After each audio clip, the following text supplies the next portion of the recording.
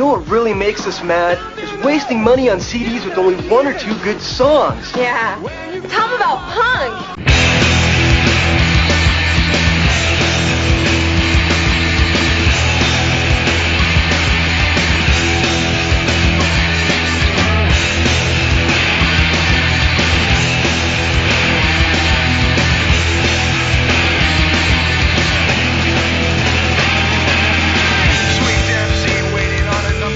What's up, posers? Welcome to Punk Lotto Pod. I am your co-host, Justin Hensley.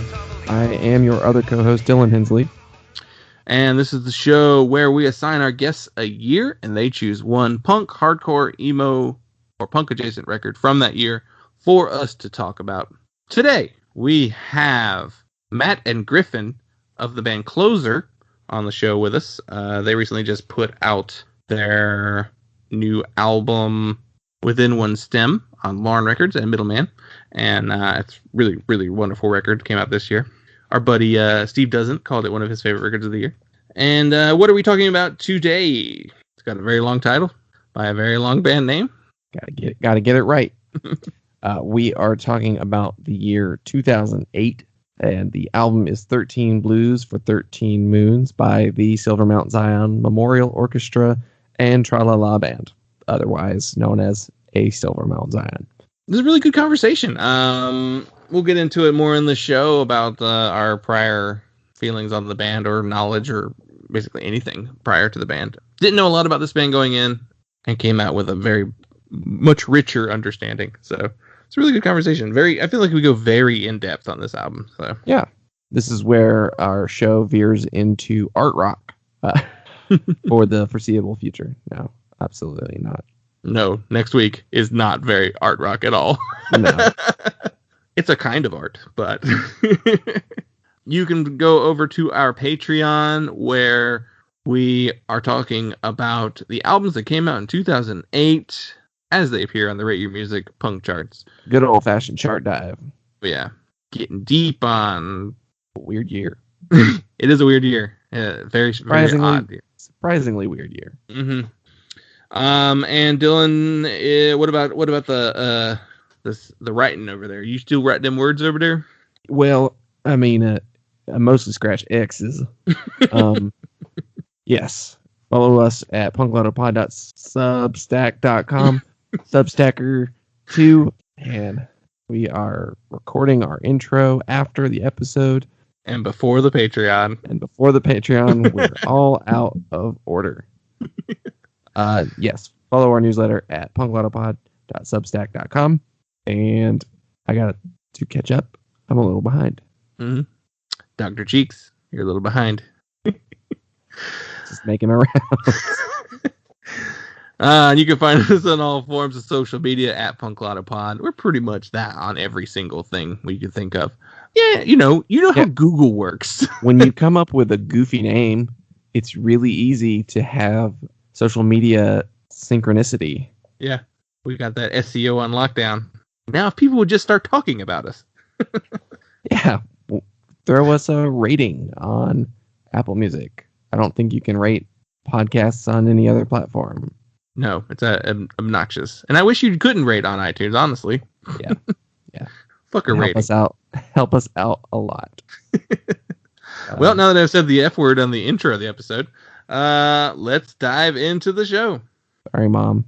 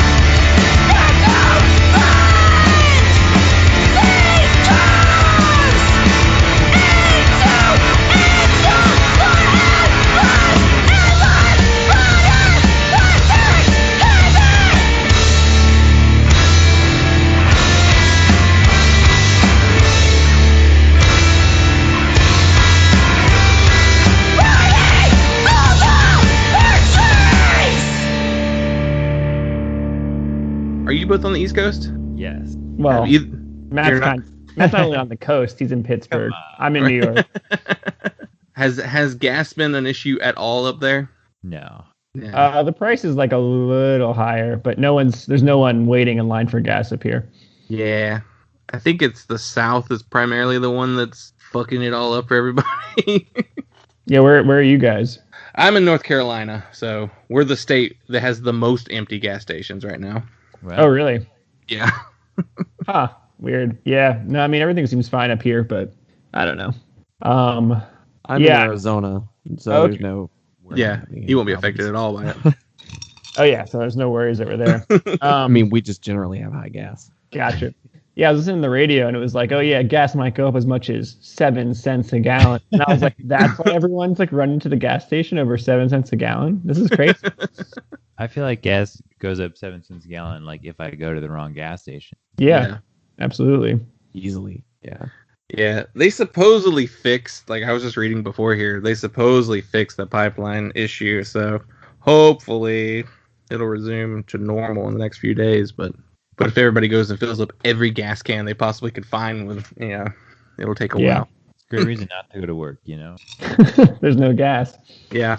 Sorry. Yeah. I definitely have one of those jobs where they'd be like, well, it still counts against you. Now I'm looking at this list again. It's a long list. I know. Oh, I know. yeah. And it's just what's tagged as punk. Yeah. So Was there's this other- record on this list? Not really. I don't know But how we we can- found it.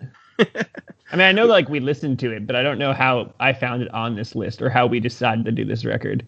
I feel like we just thought about what we were doing back then. Oh, maybe that was why. Yeah, me and Matt. Because I was looking up a lot of records, like when were they from, and mostly they were from like 2007 or 2009. Just Yeah. like, trying to think back to like what was going on in my life at the time. Mm-hmm. Yeah, it's so hard to be like, what was exactly that one year? But Yeah. like, it came out the year before, and you just listened to it a lot in, It's- 08. It's a fun exercise, though. Yeah. Love It, Nana Grizzle, 2008. Oh yeah, I never listened to that record, but yeah. I guess the first thing we'll do is I'll let you two introduce yourselves so that the audience can tell your voices apart. So please say your name and your role in Closer. Is it Closer or Closer? The age-old question.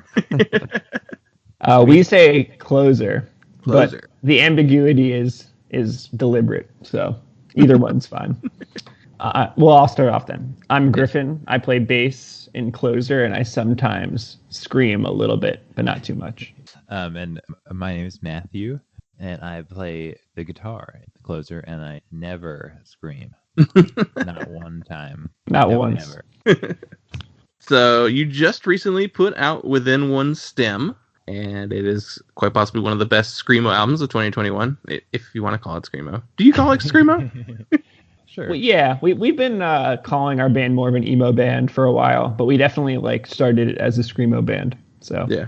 I call it whatever you want to call it. You just call it rock music. Rock and roll. Yeah, usually I'm just Matt- like, yeah, I play in a rock and roll band. yeah, Matt's always trying to talk up that he's trying to write the perfect pop song through Closer. So definitely the vibe. How's the reaction to the new record been? It's been cool. I mean, there's definitely been a lot of like positive feedback on the internet, which I feel like without like playing shows, it's like hard to like really know. So I'm hoping that we get to do that soon. But definitely like what we've seen and heard from people online is really positive. Yeah, everything's been positive that I've seen. It was our first time getting a print feature in a UK magazine. Yeah. What was that magazine, Matt? Upset Mag. Yeah. That was pretty cool. That was very cool. So we had like a record review in the back, and there was like a feature about us in the middle of the magazine with like photos and stuff, which seems like people care more now than they did for the first record. So that's nice.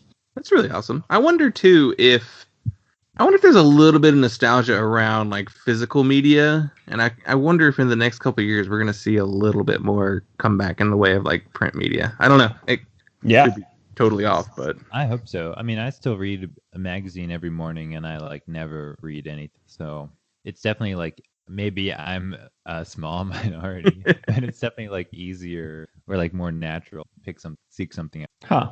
I didn't know that. Yeah. what now? I know what what are the you current guys magazine. What are you guys? What are your love languages? We're just gonna. What? Have you guys learned things about each other on the show? What? Oh, I see. He's saying because you didn't know about the magazine thing. Oh, I see. We're going to develop. Yeah. I mean, me and Matt, It's not a good joke if you have to explain it. Um, I was like, what is my love language? yeah, I also not totally sure. That's actually a hard question. Hard hitting questions in the podcast. I was going to ask which magazines you like. Yeah. Oh yeah, the Yeah, what- magazine that I've been reading mostly is Jacobin. Oh, okay. Political magazine. You get that in print? It's online too, you know.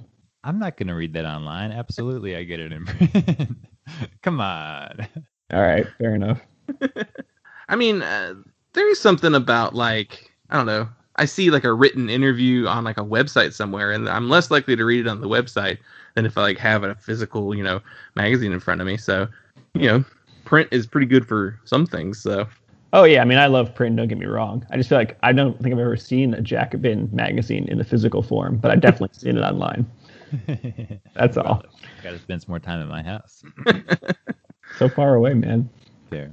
So the record is like a split release between like a million labels. So here in the U.S. is Lauren Records and Middleman, but then you've got like 1, 2, 3, 4, 5 in Europe. That is correct. So like, how did that happen? Like, how did you get in touch with like so many different labels and willing to put it out? I mean, not willing to put it out makes it sound like they're doing you a favor, but I mean, that's how we feel.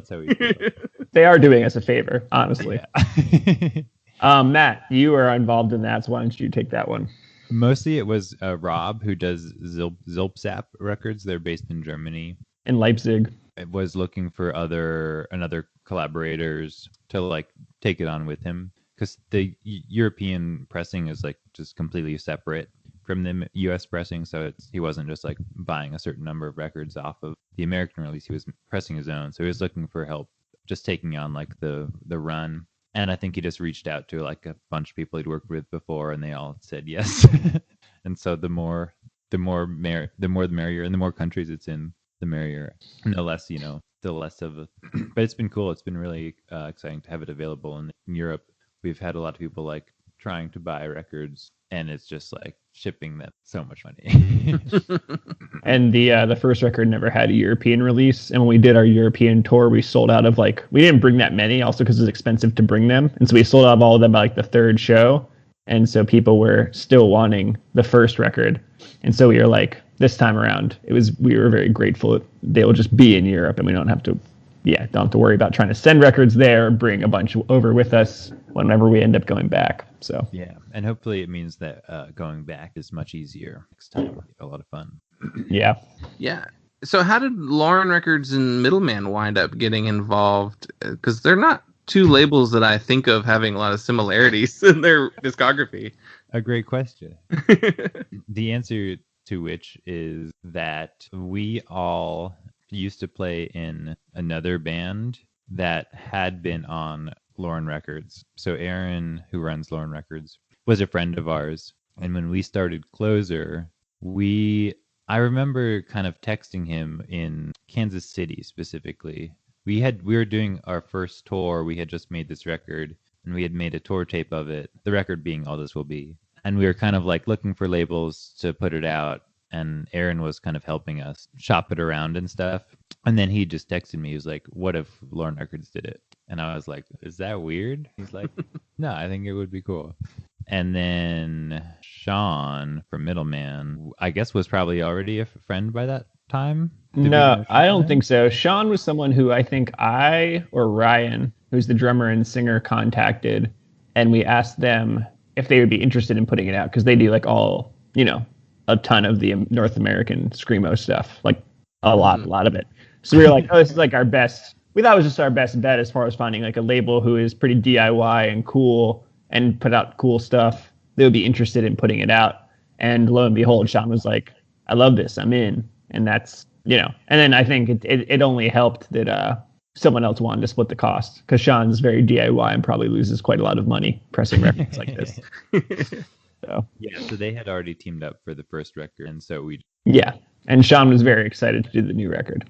So Yeah, Middleman has done a ton of stuff in the last like 2-3 years that like I personally was like, this is so fucking good.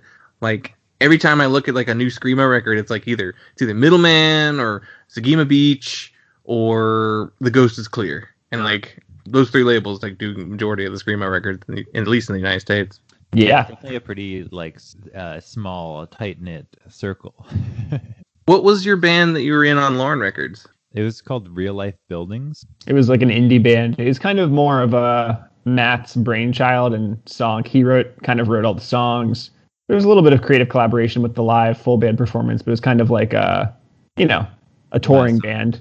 Yeah, it was Matt's songs, and we kind of got together to play as a touring band. And we did a number of long U.S. tours with that band that were really fun. I think like 2 full U.S. tours and a couple of shorter ones. Yeah, it was great. I definitely recognize that name because I followed Lauren Records for a few years now. So yeah, I definitely am familiar with the name. How did Closer start then? Well, here's the apocryphal story. Apocryphal. What about the real story? This is the real story, I think. Here's the thing I don't remember is were me and Ryan already playing together in Real Life Building? No. No. The answer is no. Okay, that's what I thought. So here's the real story. So Griffin and I went to high school together. And elementary school. And middle school. And we were also here's the deep story. We were in our first band together when we were 12. That was a ska band. Hell yeah. This is correct. Griffin and I have been playing music together more or less consistently, minus a couple years in college, since We were 12. which was 2002, 2? Yeah. 3. Wild. Wild. And then Ryan and I went to college together. So we were both in school at the same time, and we were friendly. We weren't like super close, but we knew each other, and we were friendly, and we knew that we were kind of interested in the same music, and we were both in the fine art program. Ryan was in the master's program, and I was in the undergrad program. And we kind of stayed in contact after school, and we're doing some art projects together now and then. And we had just kind of always talked about the idea of playing in a heavy band together, but never like really acted on it. But then one day we ran into each other in our practice space. We both were practicing in the same space. Real Life Buildings practice, and Ryan was practicing in their other band at the time. And we both had like an hour to kill. And we were like, oh, let's just do the band right now. And in that moment, we wrote This Year right away. Just happened as is, no changes. And then we were like, I was like, Griffin is definitely the missing link. We got to get Griffin. And then the rest is. Yeah. And then we had a couple practices, and then someone wanted to get us on a show. I don't remember what show it was at Silent Barn. And it was the thing where I was just like, well, if we're going to be a band, we have to be a band. So let's record a demo. Let's record a demo and make a t-shirt before the first show. And Matt and Ryan were like, really? And I was like, yeah, what are you scared of? Let's just do it. And so we did it. And so we had like a really like funny, like burnt CDR in like a jewel case, and like and we initially set out to be a very cryptic band. And so our first piece of merch was a crew neck sweater, but the show was in like May or something. Is that true? Is that true? Yeah, it was the crew neck. The gray crew neck was the first piece of merch we made. Oh, and patches too. We made patches. Yeah, we had the crew neck at the first show. Yeah, maybe you're right. Yeah. Yeah. So I don't know. At least initially, I think that when I got in the mix, I was like, let's fucking do it. And then they were like, this seems like a lot. And I was like, let's just go for it. And then. Okay, wait.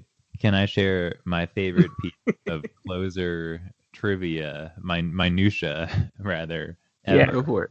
For this first show that we were very excited about and decking ourselves out in obscure merchandise, we made a patch that was a skull that just said Closer, but we made it in 2 colorways. And you know how in the subculture of punk rock, there's a lot of like white on black imagery. And oftentimes, if not always, the more DIY of the punks will like just take an image, and in printing it white on black, the image will become negative. So the 2 color schemes of the patches, both were white on black, but one was negative and one was positive. Matt really loves that patch. So It's black on white. Is that what you did? No. They're both printed white on black, but in one the skull like looks correct. Oh, and gotcha. One the skull looks like it's inverted. That was my idea. Is closer the same both ways though? Closer was the same both ways. The skull was different. It was very, very subtle. Love it. I like that it's so subtle that someone would be like, is it a mistake? What? Yeah. In describing it, it doesn't. It's also so subtle that it kind of doesn't make sense. So, The it's first funny. batch came out wrong, and you had to redo them. It's kind of what it seems.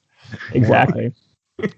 So you're Griffin. You're in New York, and Matt, you're in Pittsburgh, right? Or Philly? Yeah, You're Pittsburgh. Okay. And Ryan's in Philly. So I guess the next question is like, has it always been a long distance band, or is it you just like moved after like you started the band? Yeah. Let me put it to you this way: when we first started, basically, Ryan was my roommate in Brooklyn. Matt also lived in Brooklyn, and our practice space was a 10-minute walk from my house. And so it was a very close band. And we practiced like once, if not twice a week, every week. And it was very easy.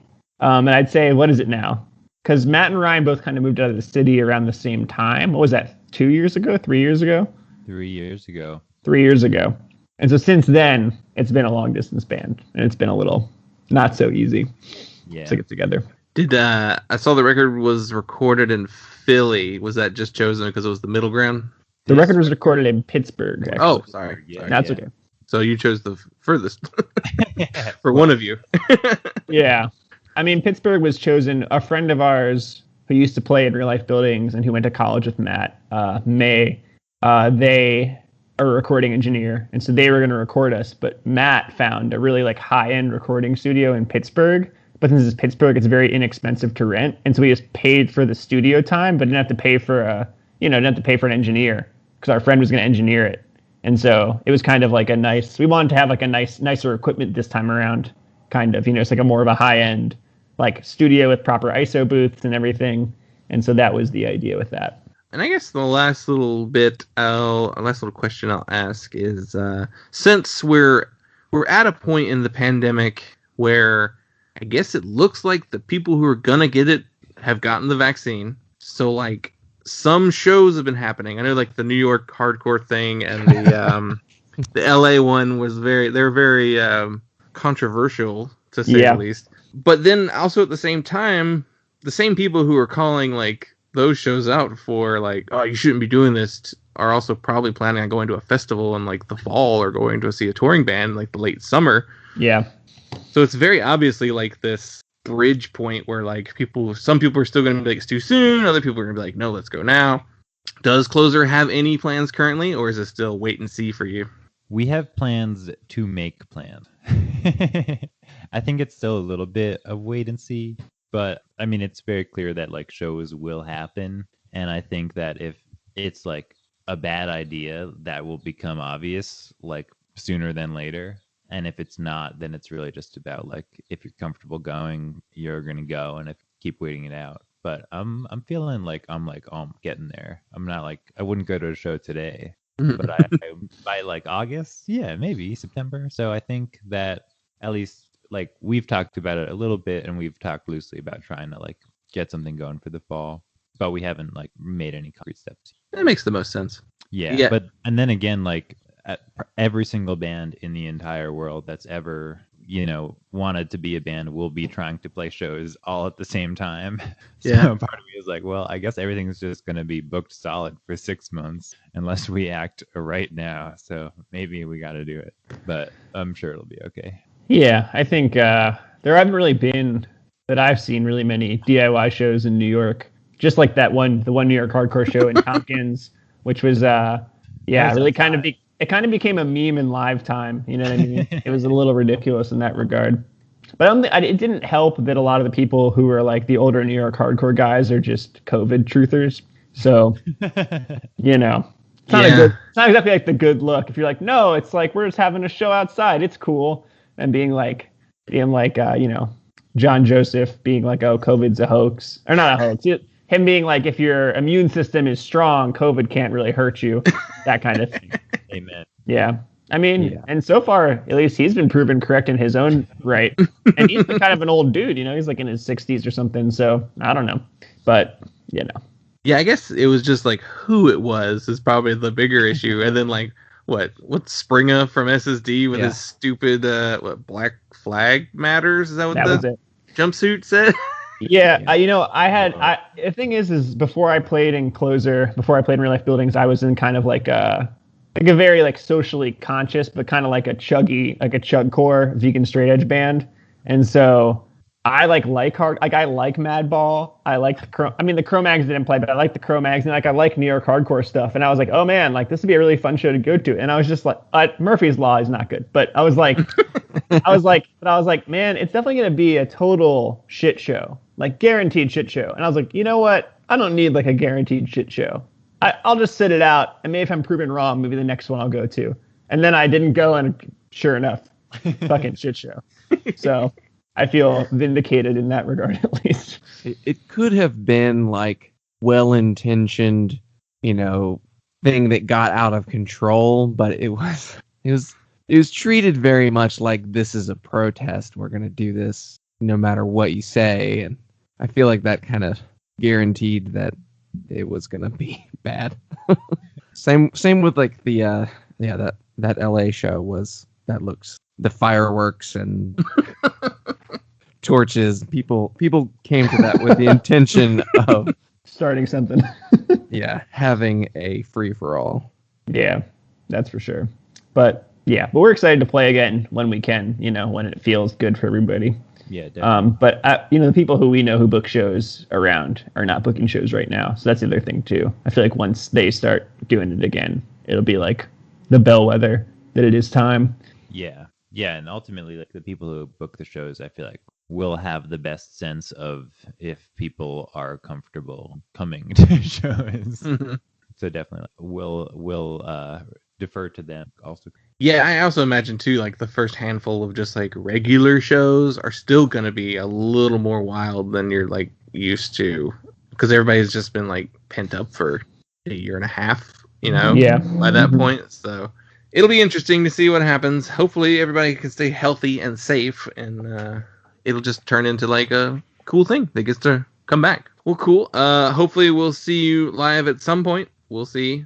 And let's get into the regular format of the show. So, the basic premise of our show is we assign our guests a year, and they choose one punk, hardcore, emo, screamo, post-hardcore, anything under the punk umbrella record from that year for us to talk about, which kind of didn't do today, but kind of did. We could talk about that later.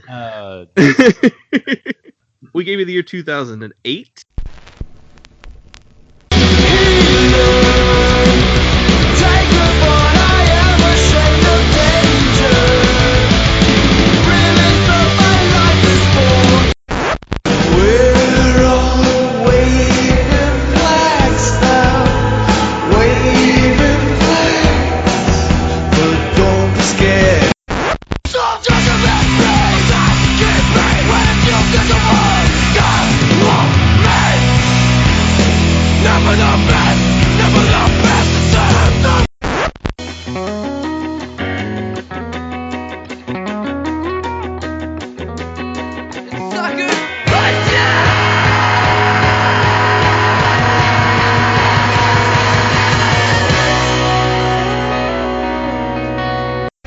They call me Hell.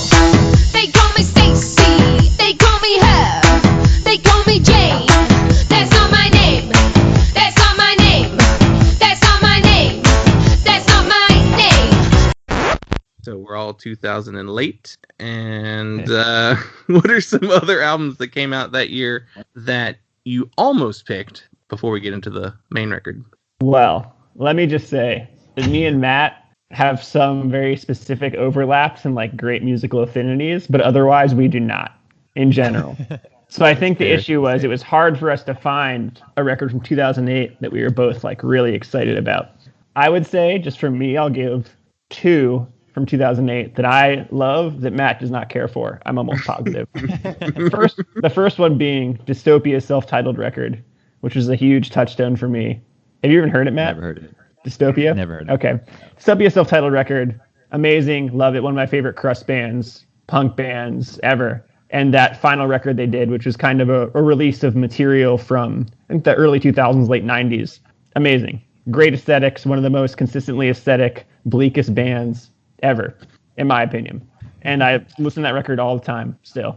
The other one being, I'm a big grindcore fan too. So the PLF record, Crushing Fury of Bastardization, also a big touchstone for me as far as kind of like that Houston grindcore sound, Insect Warfare, PLF, all that kind of stuff. So those two are like my big ones from that year. But Matt's not really into the more kind of heavy, metallic, crusty grindcore stuff. So I don't know. What'd you have, Matt? That's correct. Well, I mean, I was just trying to think back a lot to like, what I was doing at that time. And I feel like in my musical, like that, so 2008 fell right at the end of high school for both of us. That's true.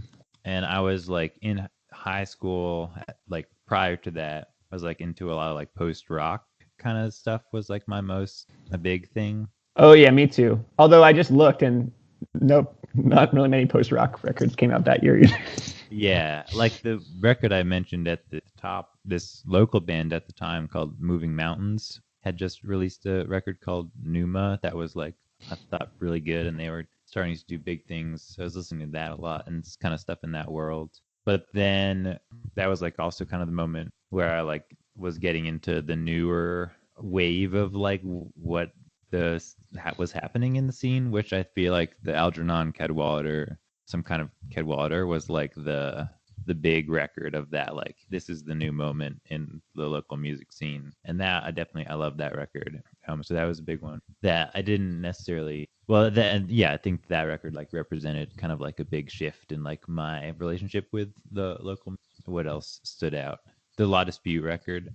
Oh yeah, like loved that right when it came out, and that was a big thing that got me into the more screamo-y world, which I wasn't really that interested in, except for other than a couple things, notably Circle Takes the Square, courtesy of Griffin. He got me into that. And the other one that stands out to me is Circus Survives on Letting Go, I think was 2008 when I was looking stuff up, which is a record that I still regularly listen to, I have to admit. I'm not necessarily proud of that. But I think that's a great record. I think that and the upper one for it are incredibly good records. I've never listened to anything. Juturna? Is that the one before? Yeah, Juturna, yeah. Those are the two. Records. Those are the two records that people talk about that band. They've made way more than that, and I don't know if any of them are any good. But yeah, exactly. Yeah, but yeah, like so. And Griffin does not care about those records. I don't care about Circus Survive. Although me and Matt at the time in 2008 were in a post-rock band together. This is correct. And so we were listening to a lot of post-rock, but the issue is not a lot of post-rock stuff came out in 2008. As I looked through it, we were behind the times. Yeah, except for the record we ended up picking, which is like post-rock adjacent, nominally post-rock, honorary post-rock. And I should also say the two records that I instantly Googled, hoping that they came out in 2008, were AFI's December Underground, which came out in 2006. Yeah, 6, yeah. And Joanna Newsom's East, which was, I forget, 2006 7 also, or maybe? 8. I think it's later. 5. But those are two records that me and Matt both like love more than like any other, like beyond the pale of anything. So unfortunately, they did not line up right. That being said, I don't want to discredit a Silver Mount Zion. No, not at all. They have been consistently one of my favorite bands of all time since Griffin Irvine first introduced me to Horses in the Sky, probably around 2005 or 6. It came out in 2005. I think it was when that I showed it. Yeah. 2008, I was super into like the post-metal, post-rock kind of stuff. And then you're right. I specifically looked up those two like tags on on Rate Your Music to see what came out, and it's hardly anything that I was even listening to. Yeah. So like very clearly, I was listening to stuff that was a few years old. I was probably listening to a lot of Neurosis and Isis still. Oh yeah, Pelican. A lot of Earth, which there's some similarities to Earth with the Silver Mount Zion record. There is an Earth record in 2008. The Bees Made Honey in the Lion's Skull. That's 2008. Oh, that's a great record too. I didn't even know that. Damn. Eternal Kingdom by Cult of Luna came out in 2008. Also a great record. That was a really good one. There's that Russian Circles, one of those Russian Circles records. Yeah. I think it's Wow. the second one. These are all great records from 2008. Well, they're not standout though. Like they're not, because those are kind of the biggest ones, really. Yeah. Like, you could, if you're going post metal, it's like Intronaut. Yeah, a Mouth of the Architect record. Yeah, which I definitely listened to at this time period. That Zozobra. Yeah, It's funny, Dylan. You just did like a big like post metal like article in our Substack recently.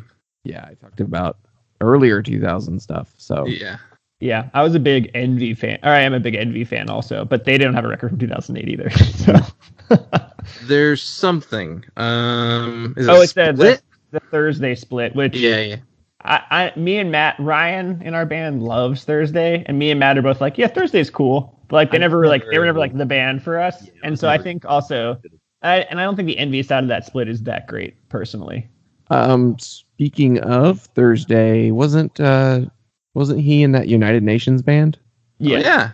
That record came out in 2008. Huh. That was an interesting, very hyped record when it came out. I mean, they got in trouble for the Abbey Road On Fire album cover. They had to change it. They got cease and desisted. But yeah, that was like that big, huge super group. Like, yeah. I don't know if I know about that. I was kind of curious. Who else was in that band? Because it was Jeff Rickley. It was Daryl Palumbo from Glassjaw, yeah. A bunch of other stuff. I want to say there was like number 12 Looks Like You members. Ben Kohler. Yeah, Ben Kohler. Was it good? Was it a good record? I liked it then. I have not listened to it since probably 2010. So it was okay. I saw them play a couple times off of it. It was a very different vibe than like Thursday or anything like that, you know. It felt like the idea was probably more cool because they definitely were doing like all those like album cover rips at that point, and it kind of felt a little dangerous. Like I think we all knew the story about the Abbey Road thing before the record even came out, so it was like very built up in everyone's mind. And then personally, I felt like it under-delivered the expectation, but I may have just had my expectations too high. I could probably listen to it now and be like, oh, that's pretty good. I have no idea. Yeah. Also, I'd like to shout out the Weaker Than. I think that reunion tour also was 2008. It wasn't, or else we would have picked it if it were. We also mutually love the Weaker Thans a lot. Yeah. Well, that was one of the ones that I looked up and was disappointed was not in 2008 in that case. Yeah, but that was 2007. Yeah. Very close, very close. The last one. Right? Yeah, because then there's like a live record a couple years later. Yeah, and then there's all the John K. Samson solo stuff, which is also great. Also not in 2008, though. Yeah. Love the Weaker Than. Yeah, absolutely. Dylan, if you were the guest, what would you have picked from 2008?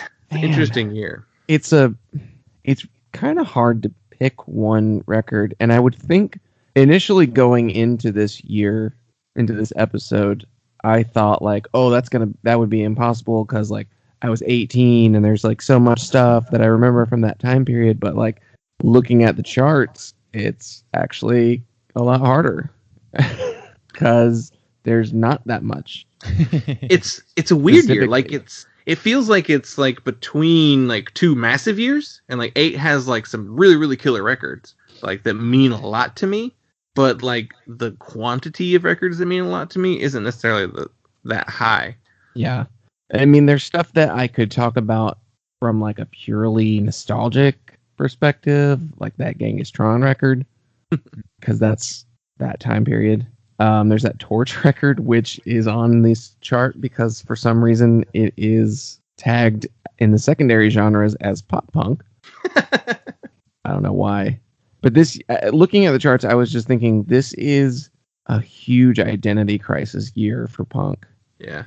And I definitely think of this time period as a 2007, 2008, especially as a sort of realignment of punk, especially in hardcore, away from the metalcore stuff and away from kind of the Hot Topic version of emo, the scene.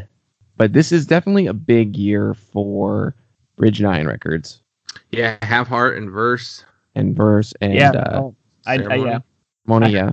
I have a verse record on my list of 2008. Love verse. And I always think of this too as the era of really when the Death Wish Yeah. like supremacy kind of starts, more so in 2007. That's where I feel like a lot of the hype is starting to be built up. But there's a really good Blacklisted record, Heavier Than Heaven, Mhm. Oh yeah. Mhm. in 2008. There's a Trap Them record too. That was a Yeah. big deal. Cursed put out their third album. That would be my pick, I think. Cursed 3, Mm. the last one.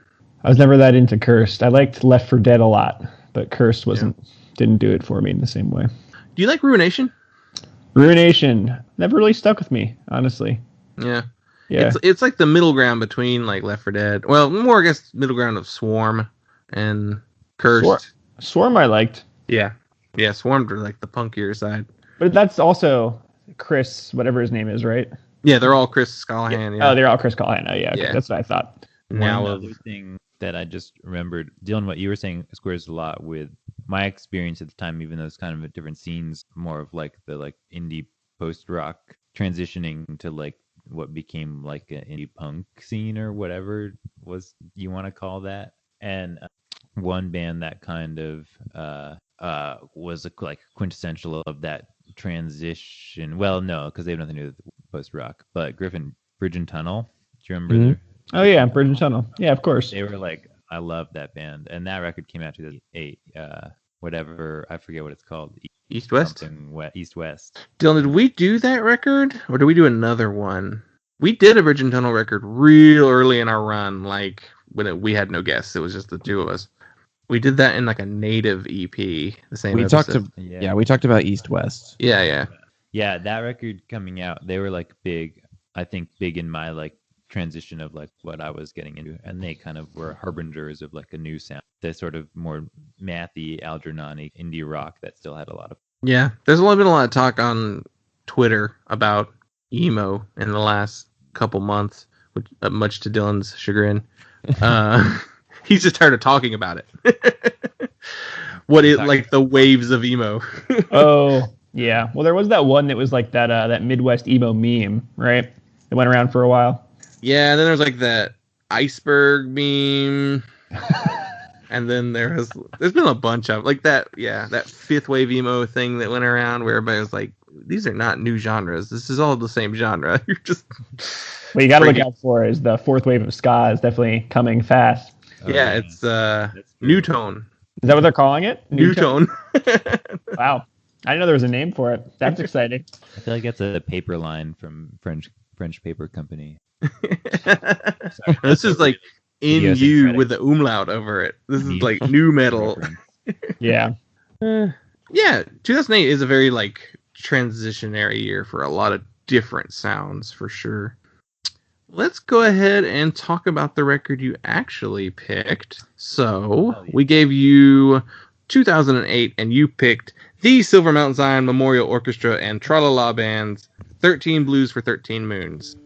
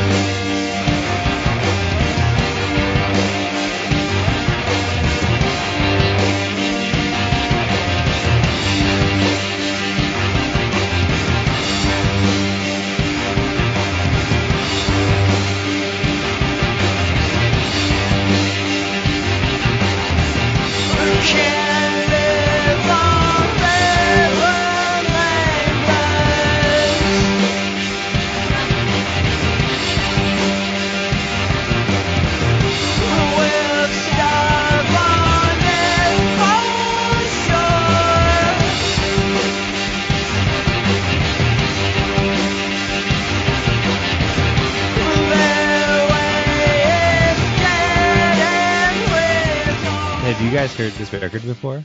No. Absolutely not. Had you heard of the Silver Mount Zion before? Yeah. Yes, Okay. I have. I've heard other albums before. Yeah, that's I hadn't fair. heard this one specifically. You know, when we picked it, I feel like we picked it because what we really wanted was like Horses in the Sky or something, which is a different record of theirs. But I will say that in revisiting all of their work, though it was a record, it's not their best record, I don't think, but it's a great record. I think this is a very good record. I definitely love this record. Well, I've got some stats on the record I'll run through real quick before we get into the full opinion section. That's my full opinion. They are from Montreal, Quebec, formed in 1999. This was released March 10th, 2008 on Constellation Records, as are all of their records.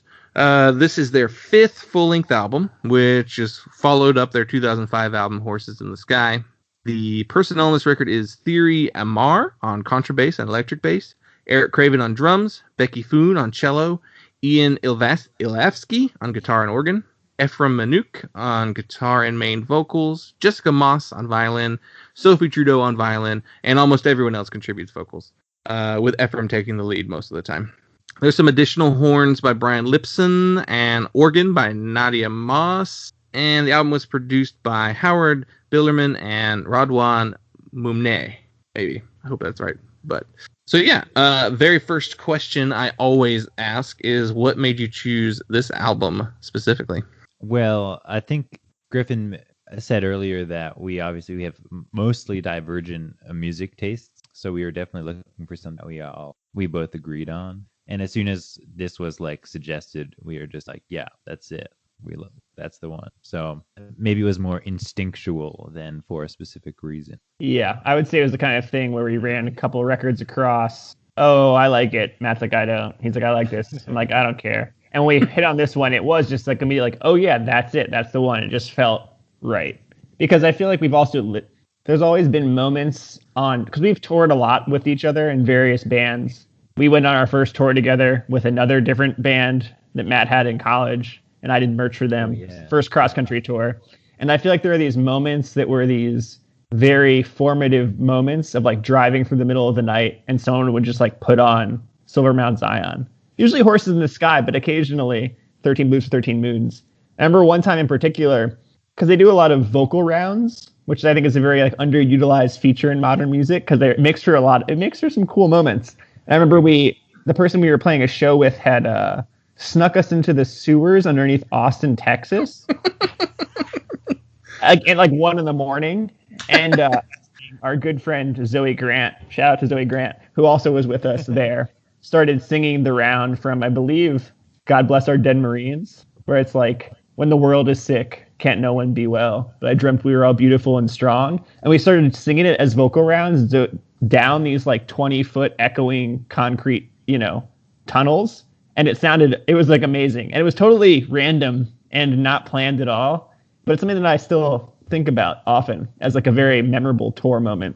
And so I think in that regard, we just have a very deep connection between one another related to this band, aside from all the listening to the band we've done on our own, so.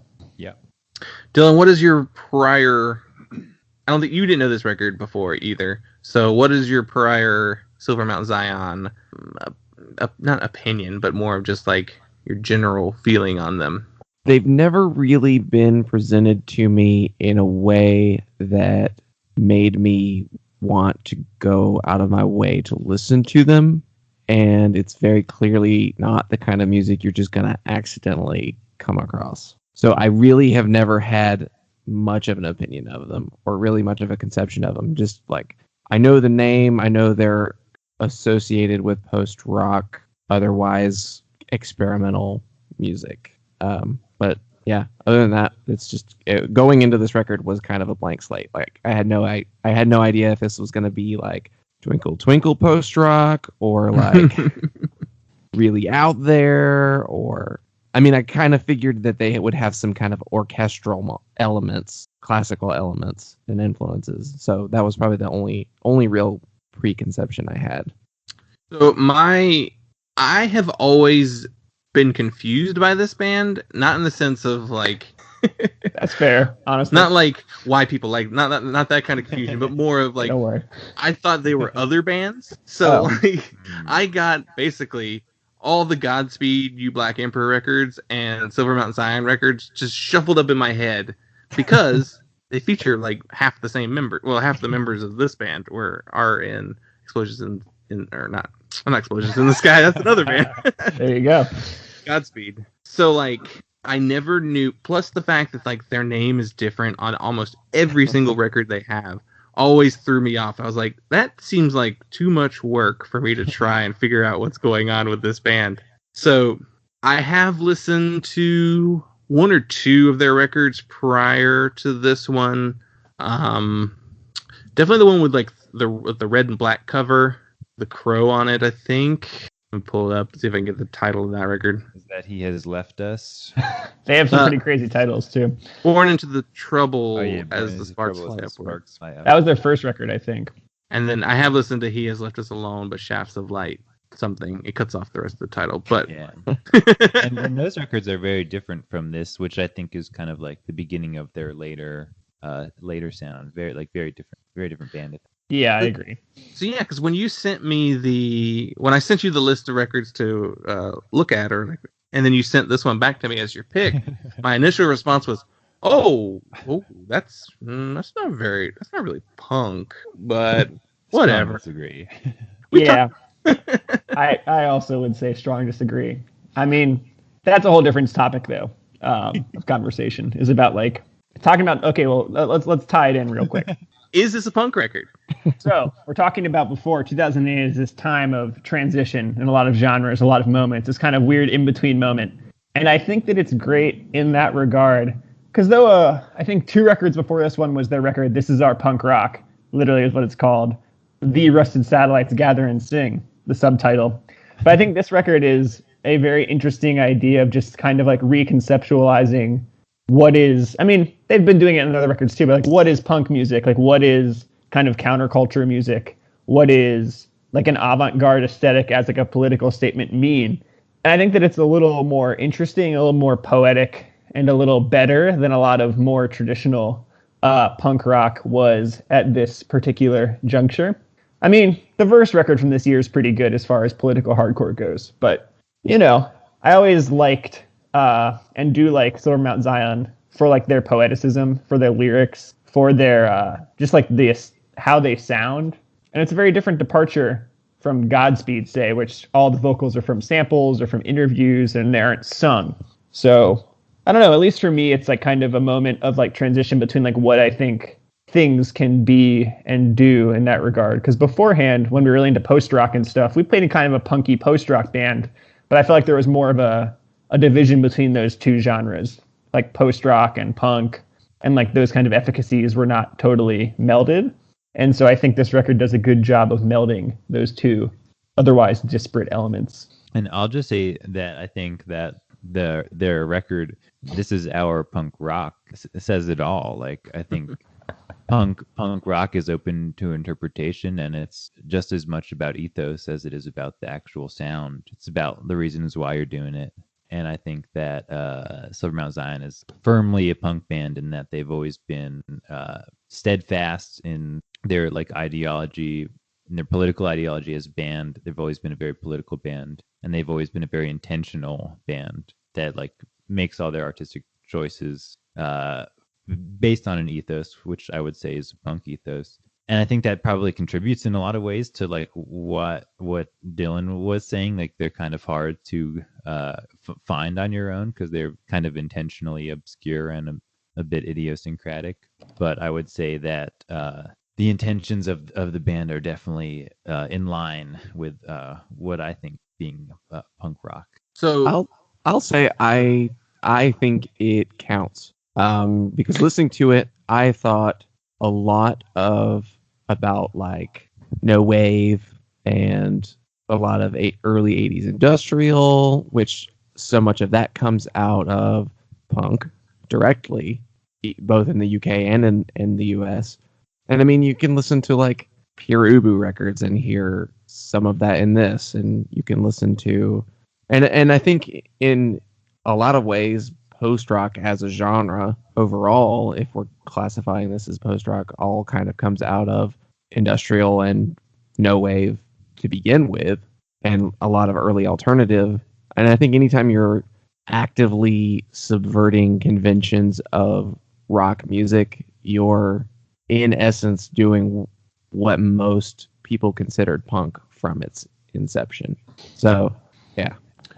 I'll add on to this that my initial reaction of it being like not a punk record comes from not actually listened to this album and like really like reading about them as far as like their approach to not only, you know, lyrics but also like their packaging. And, you know, there's very much a DIY aesthetic to this group. So before this episode, or before listening to this record, I would have said not a punk band.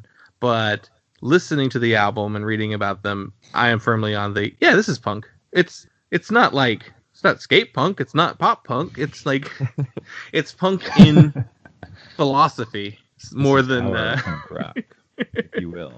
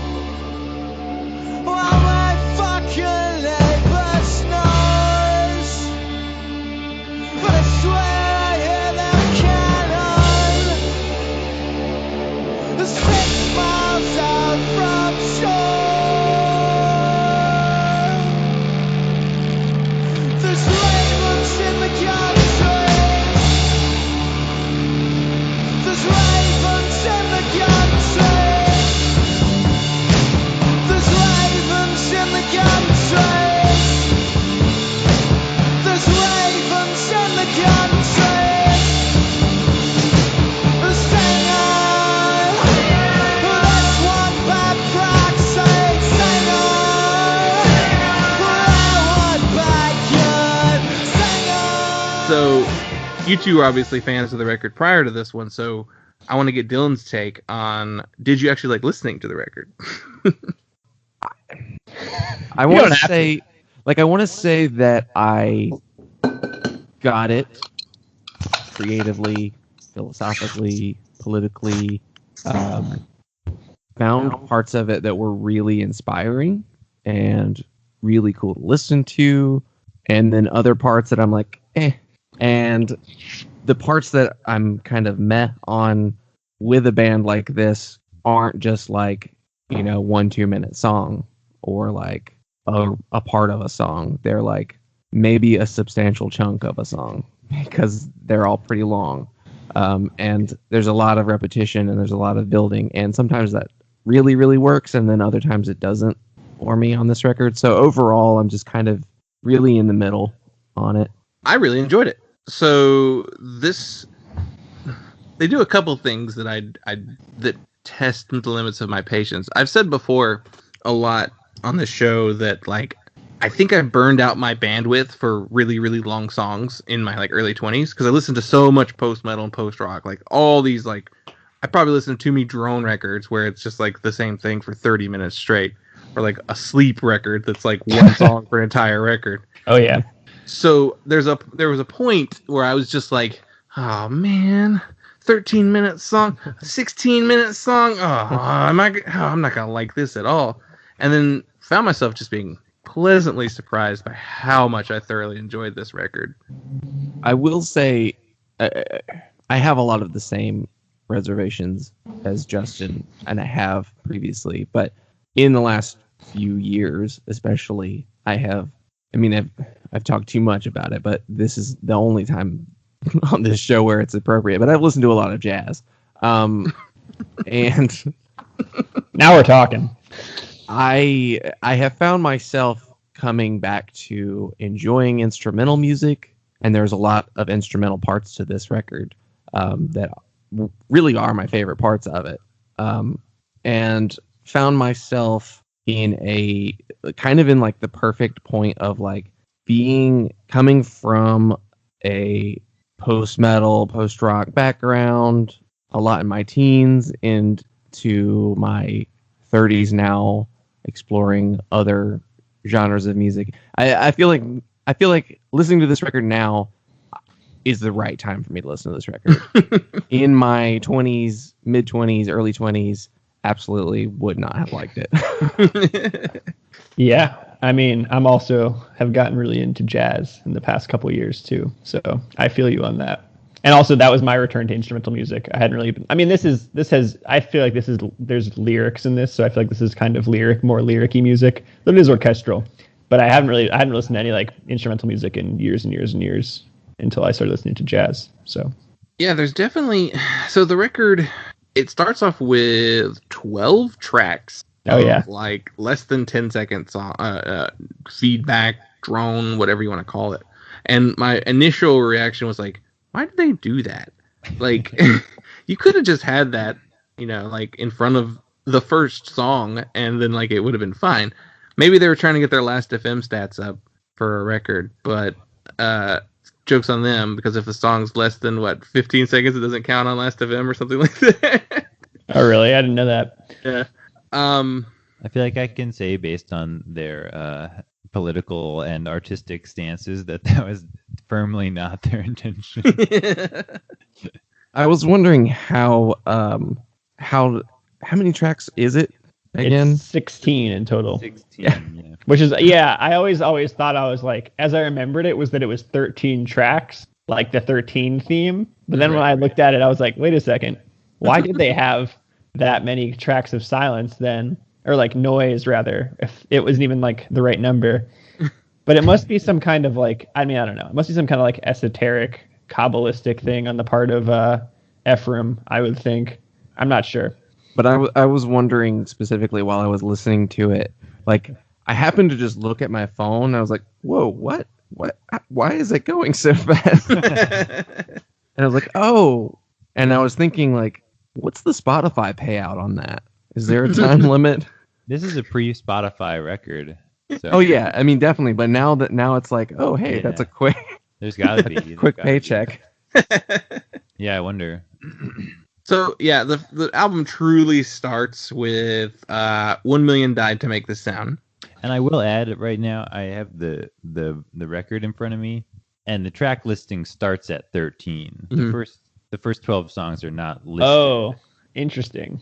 They're just there. It starts at number 13. Oh, okay. It's just track 13, track 14, track 15, track 16. That makes sense. No other tracks. Huh.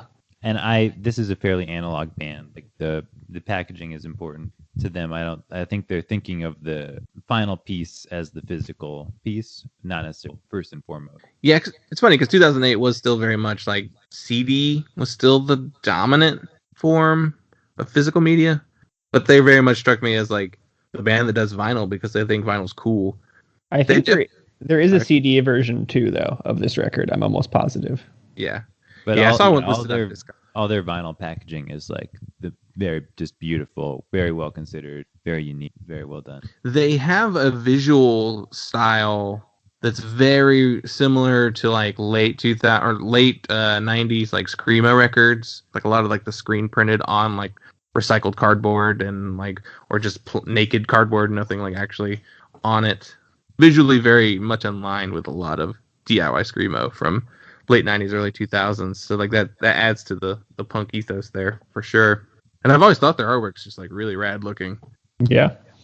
I love all of their production and everything like that. And all the Godspeed stuff too is also incredible with all the goodies they throw in, like the train flattened penny, like the weird scream, like that's glued Polaroid and all kinds of stuff like that. It makes it feel, I think Matt is onto something insofar as there is something about the physicality of it and like holding it, and experience, just like that, the kind of getting closer to something that's not even the music, but is related to the music. So there are 4 like true songs on the album. Million Died to Make the Sound, 13 Blues for 13 Moons, Blackwater's Blowed, Engine Broke Blues, and Blind Blind Blind. The songs do a lot as far as there's a lot of moving parts to it, a lot of like building and breaking back down and then rebuilding. So it's kind of hard to like necessarily be like, what's your favorite song on the album? Sure. But if you could pick your favorite song, is there one? Yeah, actually, I was ready for this question. Interestingly, in revisiting it before, I feel like me and Matt had we got a lot of mileage, at least collectively, out of the last song, Blind, Blind, Blind. Especially that kind of like very quiet part that comes in, the very like policemen in parallel lines. Bum, bum, bum, bum, bum, bum, bum, bum. That part, and that was the most memorable part of this record for me. Because as I said before I was more of like a Horses in the Sky. That was my real favorite. But this time around, listening to it a number of times, getting ready for this interview, my favorite song for sure now is the third song, Blackwater's Blowed, Engine Broke Blues. And I didn't really remember it for like going into it because I hadn't listened to the record in a while. And so it was a pleasant surprise. It's interesting. Like the building is it's very clever. I don't know. I feel like it has so many seeds of future melodies that you don't even notice until you realize, like until you understand the movement of one melody to the other one. Then you see all these kind of threaded in pieces until it assembles like later on. And so I don't know. I found that one just really great. Lyrically very powerful. And that was the one I kept, after I listened to the record as a whole a number of times, I just kept listening to that song over and over again. So it's so funny you said that because I think it's my least favorite track. Hey. That one has a riff, well, not even really a riff, just kind of more like a chord strummed that repeatedly, obviously, for a long time, that has a tone to it that really, really reminds me of Neurosis, Sun That Never Sets, and kind of everything that they did afterward. It's kind of a thing that they have done repeatedly over the last 2 decades. But there's just a certain tone that it's very, very satisfying to me. I'm curious what that tone is. I'd have to find that part and figure out the specific. It's the problem with these like really long songs. It's really hard to be like, that track, like the track with 7 parts, like. Yeah, you get the timestamps. It's just like, it's definitely a distorted guitar, but it's like just distorted, and it's got this really clear bell tone to it. It's just. You're talking about like the sound, the production. Yeah, specifically the sound of the guitar, the guitar quality tone. of the chord. Got it. Yeah, I was thinking this was some secret chord that David played and it pleased the Lord kind of shit. more of a Brown sound. Yeah. I understand that. Definitely. I mean, I think the production is fantastic, and I believe it's all analog, all recorded straight to tape. It just sounds phenomenal. Matt, do you have a favorite track song? Honestly, I hate to be that guy, but I'm very much like an albums guy. And on most albums, like I don't even know what the songs are called because I'll just put on the album and I listen to it. And I have to say, like, I think this album as a whole is just like really thoughtfully composed. Blind, Blind, Blind is maybe the standout, but does it hold up on its own without the rest of the songs? Like, who can say? I think as an album, it's just really, really solid. I like all of it. I mean, I'm normally that kind of person too. Like, I'm definitely a whole album person. I'm not like a person who just only wants to hear like a track or two from a record. I guess working on the show for 4, have we done 4 years yet? It kind of has train me to like pick out songs specifically, Yeah, but yeah. I know exactly what you mean. When I'm listening to for enjoyment, that's how I enjoy a record. Yeah. When I'm studying it for a podcast, it's a little different, I guess. But Yeah. But definitely, Understandable. like if I go to put the record on, like I'll just put the record on. I won't like go for a song. Yeah. And I think that they're all good. I have parts of all of them that I really respond to. for sure. Blind Blind has this triumphant feel to it. Very like uplifting almost. Especially compared to like the other 3 tracks, because those are a little more aggressive, especially Million Died to Make the Sound. Yeah, Blind Blind was like the most like unique sounding song on the album. But yeah, there's definitely a lot to really enjoy there. Yeah, and they definitely have a tradition of having like the record closers being these sort of like grand idealistic songs. So it fits that pattern, to an extent. Definitely the most like idealistic after a lot of more angry songs. Dylan, do you have a favorite track or moment on the album? I think 13 Blues for 13 Moons, the title track, is probably the most consistent for me in terms of what I enjoy. I mean, it has that tone that I talked about. It has I'll just call it the Dragonaut riff. It really did. Like as soon as it came out, I was like, "Was that? Is that Sabbath? No, it's Sleep." It's got some pretty like frantic and aggressive parts that are exciting and offer an interesting contrast, I think, to generally when they do that, I really dig it throughout the record. That track has a really cool like tribal-y sort of drum feel to it that totally gives me Neurosis vibes. But then there's like sort of this twangy almost like Earth style, like Earth's hex, sound. That one specifically is one that I feel like it builds up and drops off like the most on the album. Like it has the most, I don't know what they personally view it as if they like breaking it down, but definitely the most like building back up sections. It's so funny. And my favorite track is The Million Died to Make the Sound. So we've kind of hit all 4 of the main tracks. That's great. I love that. That one's like, to me, that's the most aggressive track on the album, but it also starts very gently. Yeah. With all the voices and like the plucking of the violins that they're plucking. And then like, there's lots of strings on here which maybe gave me some like Kashmir by Led Zeppelin vibes even. Well, Matt loves Led Zeppelin, so that's good. Is that true? I'm down with Led Zeppelin. I wouldn't say I love Led Zeppelin, but Led Zeppelin's just playing the blues, and this record is very explicitly a blues record. It's in the name. Yeah, you know what? What was I expecting? You're right.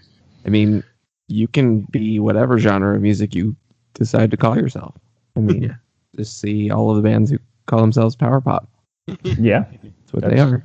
Shoegaze, sure, if you But- say so. Definitely, the title track, 13 Blues, is it's like one big blues riff over and over, or it's one big blues riff and then another big blues riff. It's like very much drawing on blues in it. That one had some of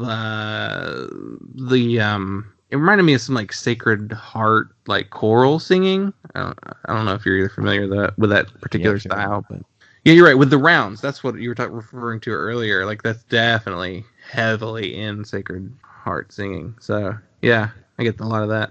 Are either of you familiar with a band called the Salters? They're kind of obscure. Oh, I saw them play once in Tompkins Square Park. They're kind of like Christian-y, right? They opened for Defiance, Ohio once in Tompkins Square Park. I know you're talking about. Yeah. They're definitely they're lumped in with the Christian scene, but they're also anarchists, which is really cool. They're like the Christian theologists, I think. Yeah. Yeah. Yeah, they were wearing all white robes when they played. That's why I think of the Christian. They contributed to some Me Without You stuff. Yeah. That's their biggest. Well, the Christian connection continues. Mm-hmm. Yeah. But their style kind of reminds me of this too. Like, it's very hard specific sound to really tie that band to, because they're also very vocal group centric. But yeah, I thought of that band when I was listening to this album, even though this album came out later than when their first couple albums were out. But I think there's definitely a devotional aspect to the band in general. That's pretty spot on, and I like that a lot about them. Yeah, Have either of you seen them live? several Silver. times. Yes. Yeah. I was also just gonna say, I guess it's like dark where I am now. But It's very dark. I have the record in front of me, and the lyric book is in this little zine. I could turn some lights on. Turn The on the lyrics light. are all in this little booklet, and the cover of it is just a scan of a prayer book, and it says "Hymnos de Sion" as on the cover. So that's definitely an intentional reference. And I'm fairly certain that Ephraim is Jewish, if not most of the band, and definitely in Judaism, like song is such a big part of tradition, and singing together is a big part of like the religious activities as they take place on a daily basis, which is like a really nice part about Judaism and celebrating those holidays in my experience. So there's definitely like an influence of that is clear if you've like been part of that. Is it weird that I get a little bit of Damon from Blur's vocals when I hear Ephraim singing? That's honestly, I know that I've heard Blur, but I can't place what their songs are. I agree with Matt. That makes sense, I guess, but also I don't know. Are you more familiar with the Gorillaz records? Yeah. Yeah. Oh, yeah. That's the same guy? Yeah, it's the same dude. Oh, I didn't know that. Yeah, gorillas are cool. Yeah. I like that. I will say the first time I saw Mount Zion live, I had a realization, which is that he sings with his tongue out. And that's why he sounds the way he sounds. He does that intentionally, almost definitely, to like change his voice. Yeah. Definitely works. Here's the lyric. Oh, yeah. That's awesome. I know they said this was the first album they released with lyrics, like printed in the record. That sounds about right. Definitely, like I know Horse in the Sky had a similar lyric book, but it didn't actually have the words. It just had like other stuff for each song. Yeah. Writings. Fantastic. I love that. But the lyrics are good. It's nice to be able to look. Yeah, when I was younger, I didn't really care. I don't know. I have a weird like appreciation of lyrics. Like now when I listen to music, I don't really pay attention to what they're singing. But like if I go read the lyrics, I hope it's something I really like, because I don't want to go in there and being like, "Oh man, this is nothing." Like or the exact opposite of what I, personally believe in. So I like that they are very, very political with their approach. Yeah, definitely. Lyrics I think have always been fairly important to me. I like instrumental music, but it's really hard for me to like music with bad lyrics. But if the music's really good and the lyrics are like mediocre, then that's okay. But the lyrics, like if you're gonna say something, it should be worth saying. I went to look at some like reviews or like what people thought of the record. According to the Punishers at Rate Your Music, this is their second least popular record and the second lowest rated album overall. Of within the Mount Zion discography? Yeah. Which I don't know if that just comes from it's kind of departure with like the heavier use of vocals on this record than they've normally done or prior too much, but I'm not entirely sure. Yeah, because definitely the records following this one like took on this blueprint more than the previous record. Yeah, the one right after this one, the 2010 record, is like the least popular and lowest rated out of all their albums. Oh, Collapse Traditional. Is really? That's that's a fucking good record. Can I play on this? Are we allowed to? Yeah. I'll say on NPR. An aside for the rateyourmusic.com is our.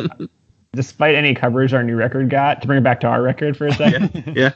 There was one person on Rate Your Music who didn't like the first record, and they liked the new record slightly more. And I was like, we did it. We convinced the trolls on the internet that this new record is good, or at least better. How do you know it was the same person? Because it's the same profile name, and they were like, okay. Glad I gave this band another chance. This record is better. 3 stars. No, Collapse Traditionals is a fantastic record. It's definitely a harder record to listen to. It's more aggressive, a lot more like obtuse, but it's really good. But who am I to judge? Yeah.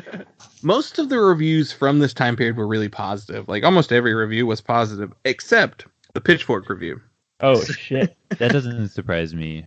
Wow. I feel like this band is against everything that Pitchfork is for. So it's like if they liked the record, they would be discrediting themselves. So Pitchfork likes every other album way more than this one. So like the rest are like they start at like 7 and they go to like 9, like, and they're 10-point scale. So like they're favorable on towards all the records. This one has a 5.2, and I read the review and I was like, whatever, dude. And I got to the very end of the article or the review, and this kind of made me mad more than anything. So I'll just read what they wrote. Overall, it's the sense of forced importance that makes the album no fun. You feel like it's meant to do something to you, not for you.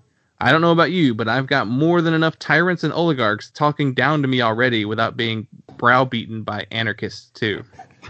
Wow, that's a bitter reviewer. I mean, I feel like it is typical of anarchists to browbeat. I mean, that's kind of like their whole deal, right? So it's weird to go into an anarchist record and say this forced importance is off-putting. Like, I mean, you ever listen to a Crass record? I mean, it just comes with the territory, man. I also don't feel like this record advertises itself as being like anarchist doctrine music. Yeah. It's Right. like it's definitely like just a punk record. If you, like listen to the lyrics. But I think that it's the kind of thing where the record makes the most sense coming to it from an anarchist lens. But I don't think that it like projects out the anarchist like Sure. ethos. But if you come to it with that understanding, I think you get more out of it than if you. But I don't think. But that's the thing. I don't think you get that out of it. Sure. In and of And itself, if it doesn't you're- have that. If your job is in like music taste making, then a lyric like "No heroes on my radio" is maybe a little bit like hard to jive with. They specifically had a problem with, what is the line about your band is... Your band is bland. Yeah. They really had a problem with that line. Doesn't surprise me. Which I agree with that line. Like, I feel like more bands need to take advantage of whatever platform they have and maybe like actually say something of like some meaning, instead of just, I mean, every type of music has a different purpose, but And if I may read you the lyrics, your band is bland. Your band's bland ambition. So it's not simply your band is bland. yeah. There's a little more to it than that, though. I'm sure that sentiment is they're happy if you take that away. I mean, I agree with a bland ambition. Like, it's very off-putting whenever I'm like, oh, it's just, I don't know. You don't care about what you're saying. You're just trying to, I don't know, appeal to as many people as possible, but without necessarily making partying your main ethic. I don't know.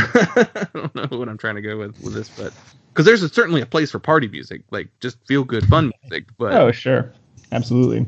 If that's what you're really feeling, yeah, you can't just party for the paycheck. No, It has to come from a place of earnest partying. it's true. I mean, It's true. you I listen to Earth, Wind, and Fire, and you know they mean it. Like, I've been listening a lot recently, True. like while I'm making coffee in the morning, to the 90s New Zealand hit song "How Bizarre" by OMC, and it's definitely feel good pop party music. It's very good. In that regard, it makes me feel better in the mornings. So that song comes up in my life more than you'd expect. Just like, it only came in my life very recently. I was working here at this office with my friend David, who Matt also grew up with, a dear friend of ours from our hometown. And he was like, he's always a funny DJ. And he was like, let's put on some fun music. And I was like, okay. And he put on that song. And I was like, this song is great. Who is this? And he was like, oh, it's OMC. And I was like, what the fuck is that? And I was like, yeah. Anyway, great song. Yeah, this is definitely not party music. No. It's a good way to get kicked out of the party if I put it on. when that like 12 tracks of drone kicks off, you're like, what is gonna happen? What's happening to this party now? it's a kind of party music. Yeah, like you're making a bunch of Molotov cocktails. You're getting ready. You're getting ready for the demo. Real solemn though. It's not even like a fun. Like it's not gonna be a fun fight. It's gonna be a really sad fight. You're gonna lose. Damn. Uh, I like this record because it reminds me that I was young and idealistic at one time, and that's good. You know, that maybe I still can respond to that aesthetic. The last little bit I have here is the members of this band also played in Godspeed, which we mentioned earlier, and some of them contributed to albums by the Arcade Fire, who I think feel like they stole like their whole Mount Zion's like gimmick, imagery at least. They played on a Jay Massis record, Grant Hart record, British Sea Power, Vic Chestnut. They did 2 records collaborating with Vic Chestnut, which are really awesome. Land of Talk and the Scott Pilgrim soundtrack. Huh. I didn't know that they were involved with all those other things. That's very interesting. The British Sea Power one is even in like the same year. It's like Do You Like Rock Music is the record. And I think it's the violinists are on that record. So it's more like session work, I guess, but Yeah. still cool that they're involved. And the band is still together and have released 2 albums since 2008.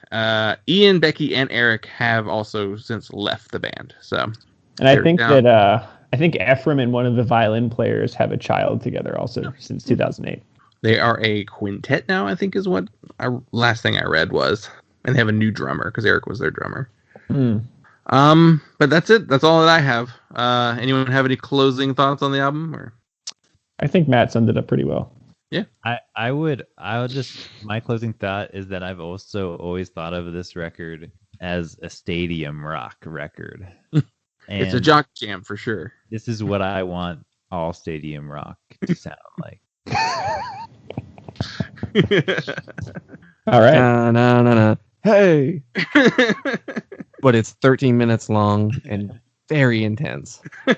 Thank you so much for coming on the show and choosing this record for us to talk about. I feel like I know way more about this band. Like I have a grasp on this band now. Yeah. Thanks for having us. I mean, it was fun to talk about it and to like revisit it in this very intentional way. So Definitely. yeah. Where can everyone find Closer online? Oh, we're on Bandcamp. And everywhere, actually. I guess we're on all the streaming stuff, too. But Bandcamp's the best for us, I guess. So it would be closernyc.bandcamp.com. And then also, I think kind of you can find it wherever for streaming. Yeah, we are active on the internet. We have a yeah. Instagram where the handle is Closer is a Band. And that's possibly also our handle on Twitter, where I've never been. We also have a Facebook that we don't use. I check it periodically. Not a lot goes on Facebook. But definitely our music can be found on Bandcamp and is available on vinyl LP, which I would also like to. Is fairly well considered, in my opinion, in the US and in Europe. And lastly, what we feel like punk rock says we need to do something, whether politically, socially, just helping out your community. What are some charities or nonprofits that you personally like that you would like to bring some attention to? Recently, we did a fundraiser. I don't remember what we sold. Was it a test press, Matt? I think it was just one of the All This Will Be records. Oh, yeah, one of our old, well, we found a couple more of the first record. We did like a kind of a raffle for that, and we gave all the money to Red Canary Song, which was a group that helps like Asian American Pacific Islander sex workers based out of New York in the wake of the shootings. I believe, what was it, in Virginia, right? Was that Virginia? It was Georgia. Georgia, Atlanta. excuse me. Yeah. So we did that. But I think me and Matt talked about this a little bit before. Kind of wherever money is needed. Mutual aid is always good. Direct money to people who are in Gaza who are getting their houses destroyed. There's no end of good sources or needy people who need help if you have the money. I think also in local music, it's got to be a lot about responding to your community needs. We did a previous raffle fundraiser, which I liked the concept of, which was that the winner of the raffle got to pick the charity that we donated the money to. which ended up going to a harm reduction organization in New Jersey. So, I mean, there's everyone's situation is so different and everything going on where everyone is so different. And there's so many causes. So Thank you. We'll make sure to include links to the specific charities you mentioned. And thanks a lot for doing the show. This is a lot of fun. Yeah, thanks for having us. It's always fun Yeah. to talk. yeah, thank you. Yeah, it's great.